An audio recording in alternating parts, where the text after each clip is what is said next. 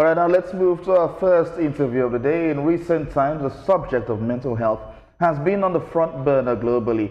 A person's mental health encompasses emotional, psychological, and social well-being, influencing cognition, perception, and behavior of that individual. Many people struggle with the state of their mental health as it could be affected by a myriad of factors. A film that explores this and other concepts is set to hit the screens soon. A Life Coach is produced by Patricia Bebia. She is the president of Diamond Plus Media. She has directed and produced over 15 television programs, including The Visionaries, The Golden Button, and Standing Ovation. Patricia is the writer and director of the drama series Omabela Palace and the multiple award-winning feature film The Life Coach, which is receiving international acclaim. Thank you very much, Patricia, for joining us at this time. Thank you for coming. All right. So, yeah, thanks for having me. All right. So I know that it's past like 2 a.m. in where you are, and thank you so much for waking up at this time to have this interview. Of course, looking at the Life Coach, why did you decide to touch on this kind of subject? You know, mental health is an issue that is almost a taboo and is often avoided, but many people are dealing with this issue of mental health and suffering. And I believe in the transformative power of the media. So I wanted to make a movie that will not just help us normalize these conversations, but to help people to know that they're not alone and to pursue a journey of healing, of authenticity, and also of taking advantage of the redemptive power of love and authentic human connections. This story is a story that will grip you. It's suspense-filled. It has a love story in there too. So even though it's treating very complex subject matter, it's not preachy. People are still going to be entertained. They going to really, find a lot of solace in seeing some of the struggles that the characters are going through and how they're dealing with them and overcoming them. It resonates with a lot of people. I just want to tell a story that will, transform, that will inspire, and also help people to heal. Tell us about the story. You said it's suspense-filled. It has a love story in there. Tell us more about this movie. Well, this movie, The Life Coach is the title. It's about this young man, Gary Johnson, who is very popular, kind of crushing it and doing a lot of great stuff, changing other people's lives. But he was dealing with his own personal demons, and he had mental illness, which was stemmed from his childhood trauma because he was terribly abused by his father. In the meantime, he makes a connection with this lady on social media, and through this connection, his life is put in the forefront, and he becomes really scared that the world may get to know his struggles. And so this forces him to face a journey of authenticity and personal acceptance. And at the same time, he has to pick between two women and to get to that level of exploring the redemptive power of love to make his life not just better, but to also be able to face some of the challenges that he's dealing with. So looking at producers like you and looking at the film industry in general, are we actually doing enough when it comes to talking about these kinds of situations when we try to create and craft narrative by talking about issues of mental health, female genital mutilation, and other issues that needs to be put on the front burner? Do we do quite a lot? Are we doing well in talking about these issues? The film industry is really evolved over time, especially Nollywood, and Africans are generally very good, storytellers. I mean, we are really amazing storytellers. It's in our culture. I mean, folklore is something that's been with us forever.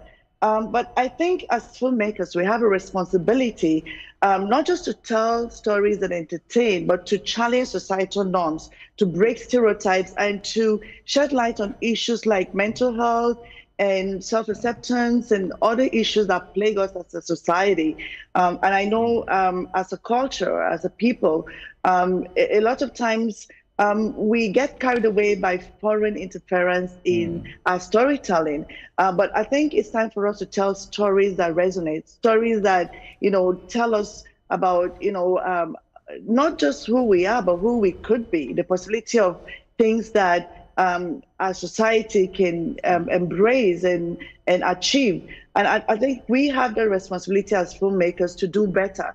And I must say that there are a lot of great filmmakers in Nollywood that I personally admire. And Nollywood is, really making a big impact in the film industry worldwide, wherever you go. Nollywood stars are known. I was at the Bahamas International Film Festival the other day. As soon as I said I was Nigerian, people began to tell me how they love African movies, how they love Nollywood movies.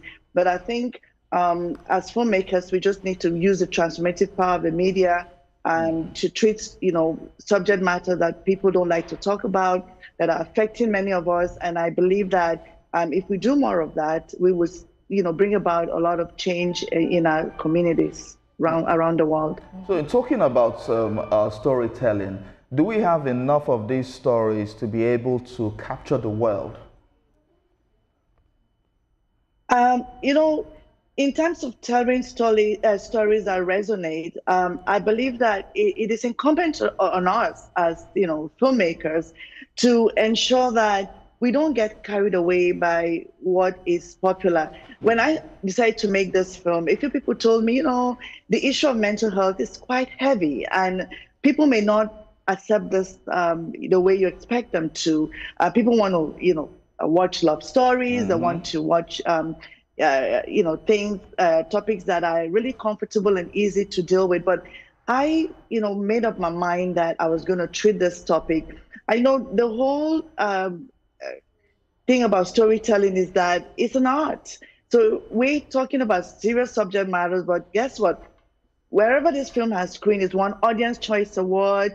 Here in Canada at CTFF, it won Best Actor in Paris, Best Director for Inspirational Film in London. It just won yesterday in Milan, Italy. So yes, so it's won so many awards, but it's treating, very serious subject matter. So as creatives, our job is to find a way to still entertain, inspire, and have a suspense-filled and dramatic, film at the same time, telling stories that treat subject matters that can change lives, that can inspire people, that can transform.